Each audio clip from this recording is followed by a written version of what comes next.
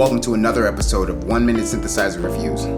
On today's episode, I'm reviewing the devilish Roland JD-Xi. It's what I like to call a gimmick synth. What's a gimmick synth, you ask? Well, let's get into it and you'll find out. The Roland JD-Xi is one of Roland's newest entries into the fat fingers not allowed synth market. Basically, by releasing synths with mini keys, Roland is telling its users that size matters. Well, finger size at least. So get ready to hit all the wrong keys you never meant to play with the Roland JD-Xi. The JD-Xi is a 4-part synthesizer with 2 parts based on the Supernatural engine, a drum machine portion which is sample-based, and the analog synth section, making this Roland's first analog synthesizer since the MKS-50 way back in 1986. The MKS-50 is the rack-mounted version of the Alpha Juno synths. You may know this synth from sounds like this.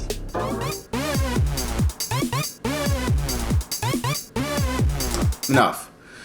The JD-Xi has a similar form factor to that of other finger-hating synths, such as the Novation Mini Nova and the Microchord. This is great for people who love to travel light.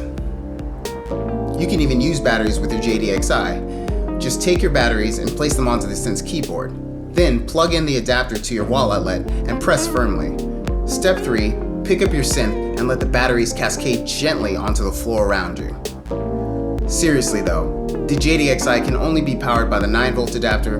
This is a shame. Why on earth would you make a synth that's this portable and then handicap it with a power adapter? Getting back to the synth itself, the Roland JD-Xi's analog synth section is comprised of a single oscillator that can be either sawtooth, triangle, or square wave. A sub-oscillator can either be 1 or 2 octaves below the fundamental. Pulse width modulation can be synced to the LFO as well here. The analog synth section contains a 24 dB resonant low-pass filter that reminds me a bit of the Roland TB303, unsurprisingly.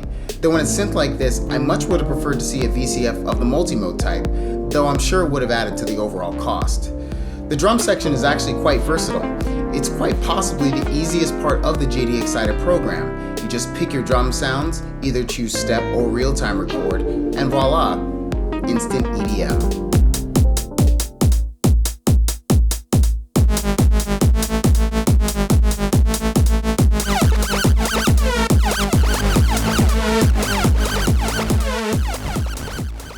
The first 2 synth parts of the Roland JD-Xi are powered by Roland's Supernatural engine. Therefore, they're I just said It's not a bad word. I'm just trying to point out that the first 2 synth parts of the Roland JD-Xi sound really good, and they're Anyway, the JD-Xi has 2 non-analog synth parts that give you 128 voices of polyphony. That's actually quite a bit, though it is misleading. Some sounds contain 2 or 3 layers that limit the amount of notes that you can play. Also, the amount of polyphony is limited by the drum section because the voices are shared. Also, the effects section is as well. The last feature I'd like to mention on the JD-Xi is the inclusion of a vocoder. And boy oh boy do I love me some vocoder. For those of you who can't sing, the vocoder could be your best friend. I'm not going to go into detail here about how vocoders work, but I'll just say this.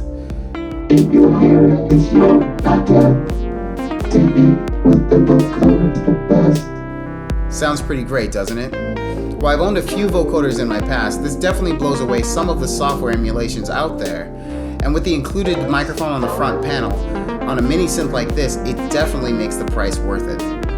As with every synthesizer, there are pros and there are cons. And one of the biggest cons of the JD-Xi has to be the menu system. And while I've used synthesizers with much more archaic menu systems, the JD-Xi does not prove to be one of Roland's shining menu moments. I believe in a synth like this, it much would have benefited less from menu dives and more precise button layout that leads you organically to the choices you most likely want. Leave the diving for the JDXA, where the consumer really needs to get the most from a synth and maybe has a little more time to craft their perfect sound design choice. In closing, the Roland JD-Xi is a great synth. And while it's hard to say where a synthesizer like this fits into my personal arsenal, I can see it as a great tool for players who need big boy synth parts live, but can't afford to give up the big boy synth space. That's why I give the Roland JD-Xi my final score of 7.5 red gimmick limited edition synths out of 10. It does what it's supposed to do, and above all, it's fun to play. You can take away points for build quality here or there, but as a sketchpad type synth, it knows where its strength lies.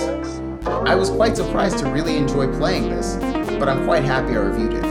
If there's one thing you can say to compliment the JDXI, is that at least you're not an Arturia mini brute.